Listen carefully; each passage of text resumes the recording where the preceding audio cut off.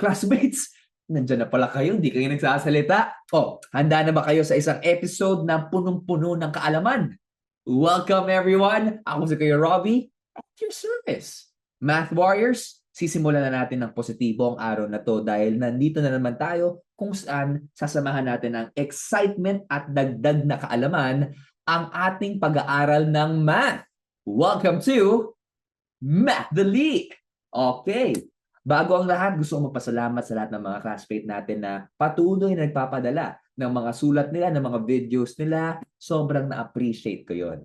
Dahil dito sa Math Dali, gusto natin tulungan at gawing mas math-dali ang pagsosolve ng math. Pero ito muna, may nagpadalang sulat ang ating classmate na nagngangalang Miel Anastasio. Sabi ni Miel, to our Kuya Pogi Robby. Miel naman, no? Kakaiyak naman. Sabi niya, "Hi Kuya Robby, si Miel Anastasio po ito. Pwede niyo po ba akong tulungan para mas madaling maintindihan ang lesson namin? Nalilito at nagkakamali po kasi ako sa pag-subtract ng fractions. May alam po ba kayong easier way? Salamat po Kuya Robby. Love, Miel Anastasio." Bagong lahat, Miel, maraming salamat sa pag-send mo ng sulat at huwag ka mag-alala dahil nandito kami para tulungan ka. Tutulungan ka namin. Susubukan natin gawing dali ang pag-subtract ng dissimilar fractions. Kayang-kaya natin to. Kaya naman mga classmates, kung handa na kayo sa ating episode for today, ihanda nyo na ang inyong pencil or ballpen at papel dahil magsisimula na tayo. Dissimilar fractions. Kaya-kaya na to. Last time kasi, ang ginawa natin ay addition of dissimilar fractions. Ngayon, subtraction of dissimilar fractions. Pero bago ang lahat, naalala nyo ba kung paano mag-subtract ng similar fractions? Similar fractions. Okay. Unahin muna natin to. 5/7 minus 4/7. Minus. Masasabi natin na similar fraction ito dahil pareha sila ng correct denominator. Ano ang denominator ng dalawang fractions? Tignan natin yung baba. Tama. 7 ang kanilang denominator. Dalawa lang ang steps na kailangan natin gawin. Kailangan lang natin isubtract ang dalawang numerator o yung mga numbers sa taas at i-copy ang magkaparehas na denominator. 5 minus 4 is equal to 1. And then we copy 7. So 5/7 minus 4/7 is 1/7 or 1/7. Ganun lang kadali. Nag-recall lang tayo dahil magagamit natin ulit ito sa ating lesson for today na subtraction of dissimilar fractions. Ay, naku, na-excite na si Kuya Robbie. Okay, ito ang ating lesson for today, subtraction of dissimilar fraction. Kayang-kaya yan. Mukha lang siyang intimidating kasi dissimilar fraction siya. Pero tulad nung lesson natin nung nakaraan, dali lang to, lalong-lalo na sa inyo. CCU, ganun ang CCU natin. Sabay-sabay natin sabihin, CCU. Handa na ba kayo? Let's go! Ito ang ating first example. 3/4 minus 2/3. Kuya Robbie, paano natin ito solve? I-analyze muna natin. Miel, kung nanonood ka, kailangan nating i-analyze mabuti ang ating problem dito. 3/4 minus 2/3. Para sa pag-solve ng mga fractions na ito, meron tayong 3 steps. We got 3 steps kung paano isolve ng math dali yung fractions na ito. Una, tulad nung nakaraan, we will find our LCD. Ano ang ibig sabihin ng LCD? Least common denominator. Baka nagtataka kayo, bakit kailangan nga bang hanapin ang LCD ng fractions? Ang objective kasi natin is to make them similar. From dissimilar to similar. Kasi ang pagsusolve ng dissimilar fractions, Mahirap yan eh. Mahirap i-visualize eh. Kung similar siya, mas madali. Kaya tayo nagko-convert. Okay? So ano nga ba ang LCD ng 4 and 3? 4 and 3. Lista natin yung counting multiples ng 4 at 3. Simulan natin sa 4, okay? 4, 8, 12, 16, 20. Sa 3 naman, 3, 6, 9, 12, 15. Base sa numbers na nakikita natin, ano ang least common multiple ng 4 and 3? 12. So we'll have 12 as our new denominator. Now, we have the LCD. Ano yung next step natin? We find the missing numerators. Paano nga ba natin ito mahanap? Let's divide the new LCD by denominator of the given fraction and multiply it sa ating numerator. Subukan natin dun sa unang fraction natin. 12 divided by 4 is equal to 3. And then, yung 3 na yun, i-multiply natin dun sa taas sa numerator. 3 times 3 is 9. Therefore, we have 9 twelfths. O equivalent fraction ng 3/4 whose denominator is 12 ay 9 twelfths. Pareho lang sila. 3/4 is equal to 9 twelfths. Okay? Ganun lang siya. Yung second fraction naman natin, 12 divided by 3 is equal to 4. Multiply natin sa taas. 4 times 2 is 8.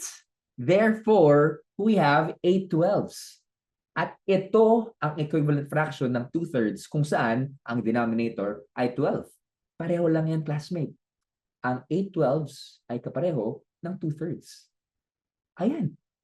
Similar fractions na sila dahil parehas na sila ng denominator. Last step, perform the operation.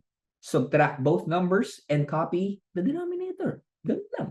We will be subtracting 9 and 8. So 9 minus 8 is 1. And then we copy the denominator, which is 12. So 3/4 minus 2/3 is 1/12. Simplified na ba siya? Simplified na yan. Nakuha ba natin ang sagot? Yes. Madali lang, di ba? We will be subtracting 9 and 8. So 9 minus 8 is 1. And then we copy the denominator. So 3/4 minus 2/3 is 1/12. Simplified na ba? Simplified na. 1/12 or 1/12. Nakuha nyo ba ang tamang sagot? Dali lang, di ba? Basta tandaan nyo lang yung tatlong steps natin. Okay? Subok pa tayo. Game? Game. Ano naman ang 3/5 minus 1/4? Bagong problem to. Again, huwag niyong kalimutan yung ating 3 steps. Madaling-madali lang. First step is look for LCD. Hinahanap natin ang LCD because we have to make the fractions similar first. Ano ang LCD ng 5 at 4? Lista muna natin ang counting multiples. Unahin muna natin yung 5. 5, 10, 15, 20. Yung 4 naman, 4, 8, 12, 16, 20. Base sa numbers natin, ang least common multiple ng 5 at 4 ay 20. So, may bago tayong denominator, 20. Second step, find the missing numerators. So, we divide the new LCD by the denominator of the given fraction and multiply it to our numerator. Gawin natin yung unang fraction, okay? 20 divided by 5 is equal to 4. And then, i-multiply natin doon sa taas, sa numerator. 4 times 3 is 12. Therefore, we have 12 over 20 or 12 20ths. Okay? Parehas lang yan, classmate. Iniiba lang natin para maging similar sila at mas madaling isolve. Yung second fraction naman, 20 divided by 4 is 5. 5 times 1 is 5. Therefore, we have 5/20ths or 5/20. Oh, mas madali na, di ba? Similar fractions na dahil parehas ang denominator. At ang last step natin para sa problem na to is just perform the operation. Subtract both numerators and copy the denominator. Now, let's subtract 12 and 5. 12 minus 5 is 7. And then we copy the denominator, which is 20. Kaya naman, ang final answer natin ay 7/20ths or 7/20. Ganun lang kadali, di ba, classmate? Oh, nasundan ba ng lahat? Alam kong handang-handa na kayo para sa Math Quiz Time, pero bago tayo pumunta doon, sumubok pa tayo ng isang problem. Okay? Ano naman ang 2/3 minus 2/9? Ala, ano to? Kayang-kaya to, classmate. Step 1. Let's find our LCD. Ano nga bang LCD ng 3 and 9? Ilista natin ulit ang counting multiples ng 3 and 9. Ang 3 ay 3, 6, 9, and 12. Ang 9 naman ay 9, 18, 27. At kitang-kita natin, meron na agad na LCM, ang least common multiple nila. Base sa numbers, ang least common multiple ng 3 at 9 ay 9. Oh, kaya naman we'll have 9 as our new denominator. Second step, we'll find the missing numerators. We divide the new LCD by the denominator of the given fraction at imumultiply ito sa ating numerator. Subukan natin ang unang fraction natin. 9 divided by 3 is equal to 3. And then, we multiply that number to the numerator. 3 times 2 is, anong sagot? 6. Therefore, we have 6/9 or 6/9. Oh, ang galing. Ganun lang kadali. Yung second fraction naman, paano to? 9 na siya. Pareho pa rin, classmate. 9 divided by 9 is equal to 1. 1 times 2 is the same. It is 2. Therefore, we have 2/9. At kitang-kita natin, meron na tayong similar fractions. Okay, parehas ang ating denominator. Madaling-madali na to. Last step, perform the operation. Subtract both numerators and copy the denominator. We'll be subtracting 6 and 2. 6 minus 2 is 4, and then we copy the denominator. Kaya naman ang final answer natin ay 4/9. Nakuha ba ang sagot? Nakuha ba ng lahat? Ang dali naman ng subtraction ng dissimilar fractions, Kuya Robby. Kayang-kaya. Feeling ko kakayanin nyo itong ating quiz time. Okay? Sisiw ba? Sisiw? Okay. Short recap muna tayo bago tayo mapunta sa ating Math Quiz. When subtracting dissimilar fractions, sundan lang palagi ang ating ilang steps? 3 steps.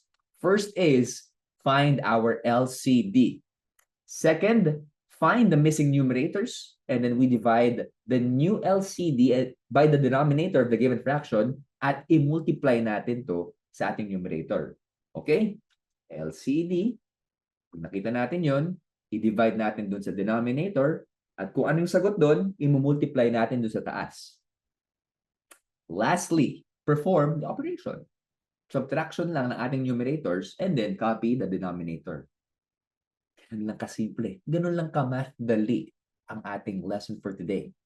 One last reminder, mga classmates. Kapag magsusubtract tayo ng dissimilar fractions, make them similar first. O dapat, magkapareho muna yung denominators natin bago natin i-subtract para mas madaling maintindihan natin at mas madaling i-visualize. Game na ba ang lahat? Okay, kung game ka na, sumigaw! Okay, I think handang-handa na ang lahat ng mga classmates natin para sa Math Quiz Time! Sa bawat tanong, meron lamang tayong 20 seconds para sumagot. At sa dulo ng ating quiz, sabihin nyo sa akin kung anong score nyo, ha? Okay? Mag-comment lang sa ating video. Be ready. Handa nyo na yung papel nyo, inyong pangulat, ang inyong mga panulat dahil eto na ang ating question number 1 para sa Mathly quiz time. Okay. What is 5/8 minus 3/5? 5/8 minus 3/5. Is it A, 1/40 or 1/40th? B, 11/40 or 11/40th? C, 2/40 or 2/40th? Or D, 22/40 or 22/40th? 20 seconds start now. 20 seconds. Okay? 5/8, 3/5. So, classmate, meron ng clue dyan. Ano yung clue, Kuya Robby? Tingnan na yung denominator ng mga multiple choice natin. 40. So, alam na natin yung LCD. Pero ano nga bang sagot? Ang tamang sagot ay letter A, 1/40. O, try natin isolve. 5/8 minus 3/5. Ang step number 1 natin ay find the LCD. Ano nga ba ang LCD ng 8 at 5? Base sa mga numbers na binigay namin para sa inyo, ang least common multiple ng 8 at 5 ay 40. Kitang-kita na naman, meron tayong counting multiples dyan at ang parehas nila ay 40. Second step, we find them using numerators. Anong gagawin natin? Kapag nakita na natin yung least common multiple or gagawin natin least common denominator nila, i-divide natin yon sa kanilang denominator. Okay?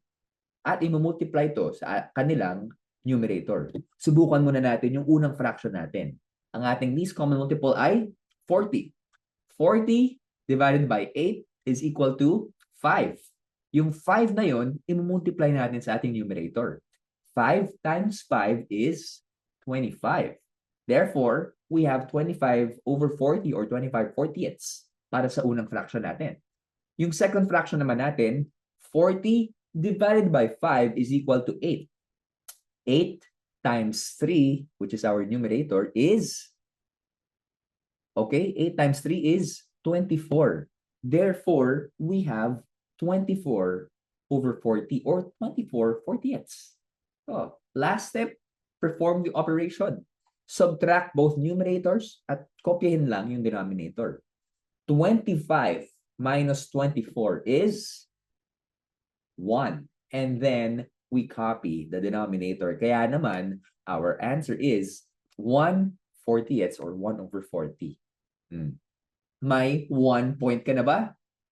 Ha? Okay. Good job sa ating classmates. Sa mga hindi nakakuha, huwag kayong mag-alala. Dahil sa susunod na question, sasabihin yung, sisiyo naman to. Okay, question number 2. Analyze muna, tignan muna natin maigi. Ang question natin ay, find the difference between 1/5 and 3/7. 1/5 and 3/7. Is it A, 6/35? B, 7/35? C, 8/35? Or D, 9/35? Pwede rin sabihin na 6/35, 7/35, 8/35, or 9/35. Okay? Analyze natin mabuti because your 20 seconds start na. Ang difference ng 1/5 and 3/7. Kita na natin agad, classmate, ang ating denominator, which is 35. Base sa multiple choice natin, no? 35. So, alam na natin yung first step. Ano yung mga susunod na steps? Aalamin natin ngayon. Because the right answer is letter C. 8/35 or 8/35. Subukan natin i-solve. Okay, ang ating problem ay 3/7 or 3/7 minus 1/5. Step 1, ang ating LCD, hanapin natin. Anong LCD ng 7 and 5? Base sa mga numbers natin, Ang least common multiple ng 7 at 5 ay ipakita natin agad. 35. Second step, let's find the missing numerators. Again, ang step na to, i-divide natin yung bagong LCD natin sa denominator, tapos i-multiply natin yung sagot na yon sa ating numerator. Subukan natin sa ating unang fraction. 35 divided by 7 is equal to 5. And then we multiply 5 to the numerator. 5 times 3 is 15. Therefore, we have 15 35ths or 15 over 35. Yung second fraction naman natin, 35 divided by 5 is equal to 7. And 7 times 1 is 7. Therefore, we have 7 35ths or 7 over 35. Last step, let's perform the operation. Subtraction lang to ng ating numerators and then copy the denominator. 15 minus 7 is 8 and then we copy the denominator. Kaya naman ang final answer natin ay 8 35ths and that is letter C. C, kuhang-kuha mo ang ating pagsosolve ng dissimilar fractions. Okay. Mapunta naman tayo sa susunod na question and this is question number 3. Medyo similar yung fields ng ating dissimilar fractions. What is the difference between 1/2 and 3/4? 1/2 and 3/4. Ibahin naman natin yung multiple choice na konti kasi kanina binibigay ko sa inyo yung pare-parehong mga denominators. Ngayon, tingnan natin kung kaya na to. Ang ating choices are A, 1/4, B, 3/4, C, 1, D, 2. Difference between 1/2 and 3/4. 20 seconds. Go! Anong unang step natin? Ang unang step ay alamin muna kung ano ang ating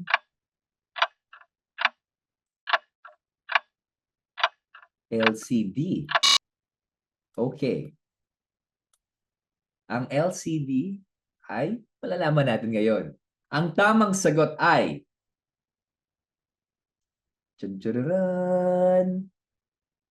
titignan ko muna yung mga sagot ng mga ating classmates. Okay. Correct answer is letter A, 1/4. Paano naging letter A kay Robbie? Subukan natin. Subukan natin isolve pero ngayon, gamitin natin yung butterfly method. Naalala niyo ba yung butterfly method? Parang may cross multiplication, tapos yung sa baba. Anyway, ganito pag-solve niyan. Madali lang yan. Observe.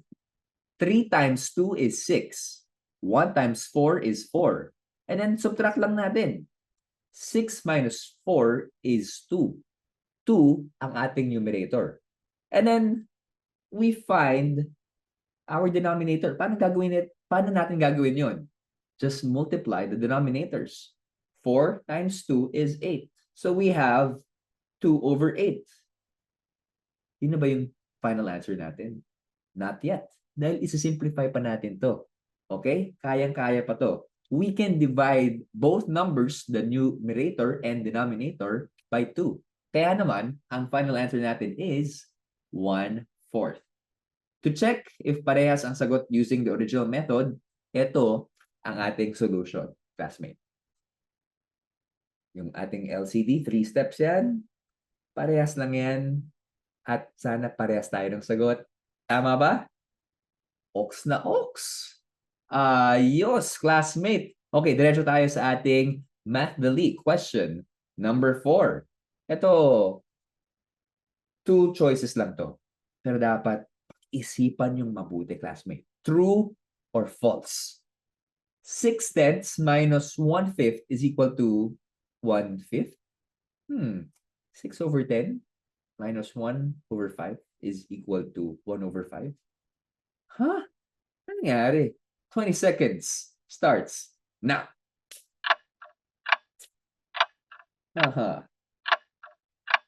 Paano solve to, Kuya Robbie? Isipin niyo muna ang ating LCD. Okay? LCD. And time is up. Okay, ito, interesting to. Taas kamay, lahat ng sumagot ng true. Yan. Classmate din, ha? Paano naman sumagot ng false? False. Okay. Kung ang sagot mo ay false, ay nako. You are correct. That is false. Okay. Paano naging false, Kuya Robby? At bakit naging 5 yung denominator? Yung LCD natin ay 10. Let's try to solve it, okay? Using the butterfly method. 6 times 5 is 30. Okay? 1 times 10 is 10. Then subtract 30 minus 10 is 20. 20 yung bago nating numerator. And to find the denominator, i-multiply lang natin ang ating denominators. 10 times 5 is 50. So we have 20 over 5. At pwede pa nating i-simplify ito. Dahil, divide lang natin to by 10. So if we divide the numbers by 10, cross out the 0 lang. And we get 2/5. Hindi 1/5, 2/5. Kaya, false ang sagot sa taas. Okay? Alright. To check if parehas ang sagot using the original method, ito yung solution natin. Ginawa natin yung butterfly method. Tandaan yung classmate, pwede nating mas maintindihan yung butterfly method kapag na-master na natin itong LCD method natin. Okay? Kaya makuha rin natin yan. Ang kailangan lang natin gawin ay mag-practice na ng mag-practice. Parehas lang sagot. 2/5. Dali lang, di ba? Ayos! Okay, sino nakakuha? Good job. Kapag hindi, ayos na ayos lang. Dahil itong next question, for sure, sisiw lang talaga. Dadako na tayo sa ating question. Number 5. Ibahin natin ng konti, classmate. Kasi puro numbers lang pinapakita natin. Ngayon, word problem tayo. Dahil gusto natin sabihin dito sa Mathdali, magagamit natin itong mga skills na to every single day. Ito, analyze natin ang question na to. And the question goes, Alexa had 3/4 cup brown sugar. She used 3/8 cup to make a cake. How much sugar was left? 3/4 ng brown sugar yung ginamit niya. 3/8 yung ginamit niya. Or 3/4 yung meron siya na brown sugar. 3/8 yung ginamit niya para gumawa ng cake. Ilan yung natira? Ang ating choices are A, 1/8, B, 2/8, C, 3/8, or D, 4/8. Analyze yung mabuti because your 20 seconds starts now. Alexa had 3/4 ng brown sugar cup niya. She used 3/8 cup to make a cake. How much sugar was left?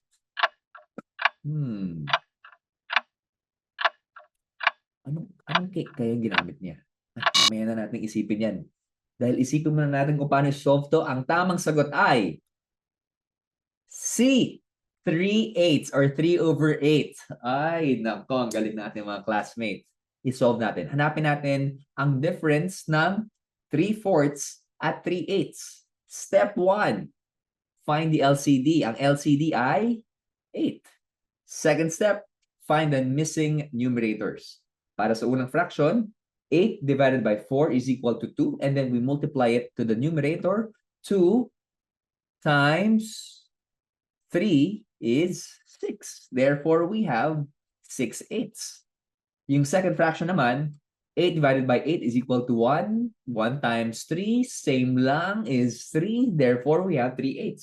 6/8 minus 3/8 ay 6 minus 3, 3. Copy the denominator, 8. At ang difference ng 3/4 at 3/8 ay 3/8 or 3/8 cup of sugar yung natira. Yun yung ating final answer. with label. Ano nakuha niyo score? Good job, classmates. May naka 5 over 5 ba? 4, 3, 2, 1. Alright. Good job sa ating mga classmates. Kung nagkamali ka, it's okay.